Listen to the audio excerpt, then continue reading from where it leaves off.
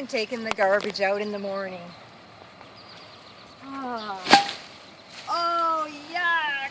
Maggots everywhere. Truth for Today by Mrs. B. Well, there was a king. His name was Herod. He was the grandson of the king that killed all those baby Jews. But this king was wanting to please the Jews because he figured if he could please the Jews, they would be so impressed with him. So he was going to take out the factions. So he hauls in James and he says, "Okay, I've got you, James. Off with your head." This was James and John, the men of thunder. And he just killed them. There was no trial, there was nothing. So the Jews were so pleased that Herod decided, I'm going after another apostle. I'm going to take out Peter.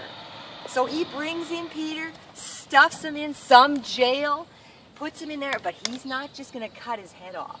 He's going to take Peter and he's going to make an example of him. He's going to bring him out before all the people. Maybe he'll crucify him. He has plans.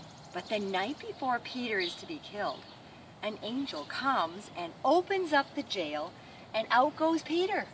And Herod is furious. So furious that he takes his crown, gets on his royal robe, and goes down to Caesarea. As he's down at Caesarea, he decides at that point, there's some people who've ticked him off, people from Tyre and Sidon, and he's going to get back at them. But his chamberlain says, "Oh, you better forgive them, because then you'll look good again." So he sits on his throne with everything down in Caesarea. Okay, and he gives a big speech. And in his speech, he lets them off. And he's so gracious that everybody says, "Wow, he's the son of the gods. He's not like a mortal man." At that point, he is so proud, so puffed up. He should give the glory back to God because he's gracious. But no, at that moment, the angel of the Lord, maybe it's the same angel that let out Peter, sent all of the maggots to come out of his body and start eating him up right in front of everybody. He's eaten from the inside out. We're going to all end up as maggots one day, maggot juice, just being eaten. How can we be proud about anything? We're just flesh and bone.